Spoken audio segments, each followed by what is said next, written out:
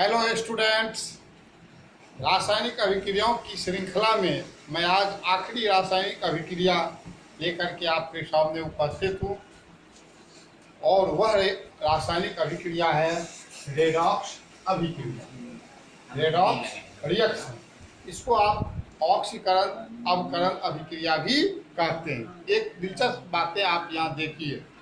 पहली बात, हम अवकरण का अंग्रेजी लिखते हैं रेडॉक्स, रिडक्शन अभिक्रिया। अवकरण का रिडक्शन होता है और ऑक्सीकरण का ऑक्सीडेशन होता है।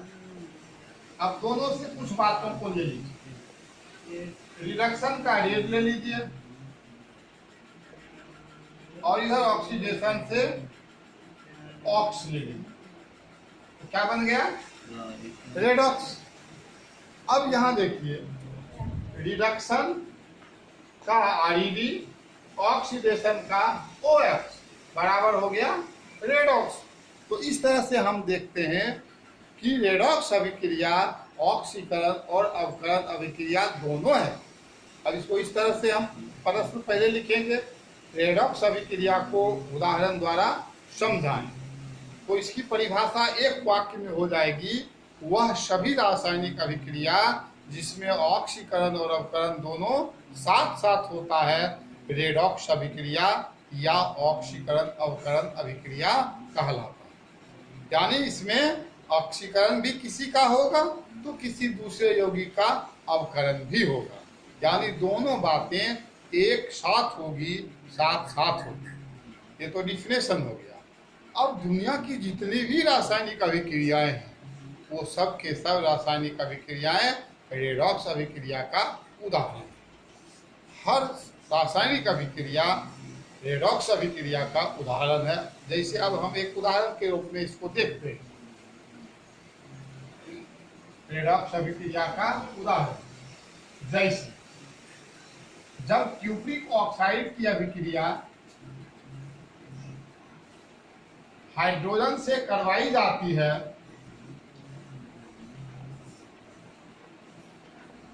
तब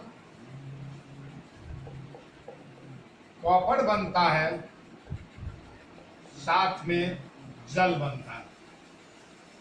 ये एक अभिक्रिया है और इसका समीकरण यहाँ आपने देखा। क्यूप्रिक ऑक्साइड की अभिक्रिया हाइड्रोजन से हो रहा है, रिएक्शन के बाद उत्पाद के रूप में कॉपर बनता है और जल बनता है।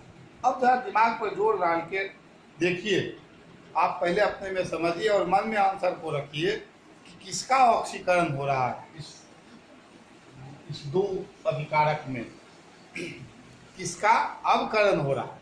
अब अच्छा सोचे, पहले हम क्यूप्रिक ऑक्साइड की बात करते हैं। यहाँ ऑक्सीजन के एक परमाणु है और अभिक्रिया के बाद यह कॉपर में बदल गया। तो आप देख रहे हैं कि क्यूप्रिक ऑक्साइड से ऑक्सीजन का क्या हुआ? रिमूवल हुआ। अब आप परिभाषा को याद करिए, ऑक्सीजन का रिमूवल क्या होता है? ऑक्सीजन का रिमूवल क्या होता है?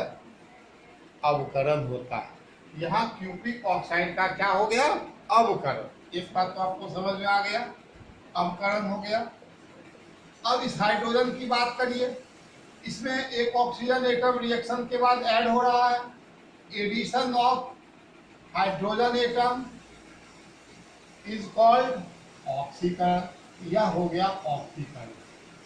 इस रासायनिक अभिक्रिया में आप देख रहे हैं कि क्यूप्रिक ऑक्साइड का अवकरण कॉपर में होता है, हाइड्रोजन का ऑक्सीकरण जल में होता है। यहाँ दोनों साथ साथ हो रहा है, अतः यह रेडॉक्स अभिक्रिया का उदाहरण है। यह रेडॉक्स अभिक्रिया का उदाहरण है। आप लिखिएगा, यह अभिक्रिया रेडॉक्स अभिक्रिया का उदाहरण, क्योंकि इस अभिक्रिया में हाइड्रोजन का ऑक्सीकरण जल में होता है, जबकि क्यूप्रिक ऑक्साइड का अवकरण कॉपर में होता है। चूंकि यहाँ ऑक्सीकरण और अवकरण दोनों साथ साथ हो रहा है, अतः यह रेडॉक्स अभिक्रिया है, ऑक्सीकरण अवकरण अभिक्रिया है। अब हम दूसरी बातों पर आते हैं। नंबर 1 ये था, नंबर 2 जब अभिक्रिया पहले लिख लीजिए, जिंक ऑक्साइड की अभिक्रिया। दूसरा उदाहरण हम ले रहे हैं, जब जिंक ऑक्साइड की अभिक्रिया कार्बन से करवाई जाती है तब जिंक बनता है, साथ में कार्बन डाइऑक्साइड भी बनता है। अब इसका समीकरण देखिए, जिंक ऑक्साइड प्लस अभिक्रिया होगा कार्बन के साथ तो बनेगा zinc plus carbon dioxide. Balance कर देते हैं इसको। बैलेंस के बाद आप जरा गौर कीजिए, अब इसमें थोड़ा सोचिए किसका ऑक्सीकरण हो रहा है और किसका अवकरण हो रहा है। अब यहाँ पर हम देखते हैं जिंक ऑक्साइड, ऑक्सीजन की एक एटम है, अब यह क्या बन गया, जस्ता। रिएक्शन के बाद ये जस्ता बनता है। यहाँ रिमूवल ऑफ ऑक्सीजन एटम, एक ऑक्सीजन एटम का रिमूविंग हो रहा है और यह जस्ता में कन्वर्ट हो रहा है, इसका अवकरण हो गया। कार्बन के बाद करें हम तो कार्बन के साथ आप देख रहे हैं कि रिएक्शन के बाद क्या बन गया, कार्बन डाइऑक्साइड। आपने देखा कि कार्बन के साथ ऑक्सीजन एटम की वृद्धि हो रही है, एडिशन ऑफ ऑक्सीजन एटम हो रहा है। यहाँ कार्बन का हो रहा है ऑक्सीकरण।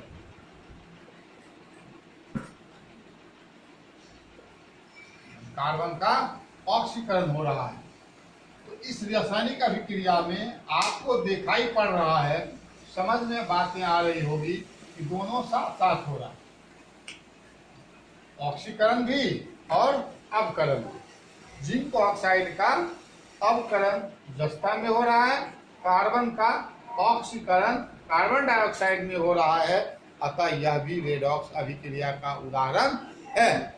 तो दोनों बातों में, दोनों उदाहरण से क्लियर है कि एक अगर कोई अभिकारक 2, 3, 4 अभिकारक है, उसमें किसी न किसी का ऑक्सीकरण होगा तो किसी न किसी का अवकरण होगा, और जब दोनों साथ साथ होगा उस अभिक्रिया को हम लोग रेडॉक्स अभिक्रिया कहेंगे, ऑक्सीकरण अवकरण अभिक्रिया कहेंगे। तो उम्मीद है विद्यार्थियों कि आपको यह जानकारी समझ में आ गई होगी रेडॉक्स अभिक्रिया के बारे में, और आप एक चीज निश्चित होकर नोट कर लें कि हर एक रासायनिक अभिक्रिया रेडॉक्स अभिक्रिया है। कोई भी एक रासायनिक अभिक्रिया आपके दिया हुआ है और आप गौर करके देखेंगे, ध्यान से देखेंगे, उसमें किसी न किसी का ऑक्सीकरण होगा, किसी न किसी का अवकरण होगा, अतः यह रेडॉक्स अभिक्रिया है। आज के वीडियो में बस इतना ही। हम अगले दिन फिर एक नई चीज़ों के साथ रासायनिक अभिक्रिया में ही पढ़ेंगे, नई चीज़ के साथ उपस्थित होंगे। तब तक इस वीडियो को शेयर करें, लाइक करें, कई बार देखें, अपने दोस्तों के ग्रुप में इसे शेयर करके उन्हें अधिक से अधिक शेयर करने के लिए कहें, पढ़ने के लिए कहें। परीक्षा की तैयारी के लिए इससे बेहतर उपाय और कुछ नहीं हो सकता है इस पैंडेमिक में। इसलिए आपको मैं बार बार कह रहा हूँ कि इसे अधिक से अधिक शेयर करें। छोटा छोटा ये वीडियो है और इसे समझ करके आपको याद हो सकता है, कई बार देखा करें और बहुत से दोस्तों के बीच शेयर करें। तब तक के लिए धन्यवाद।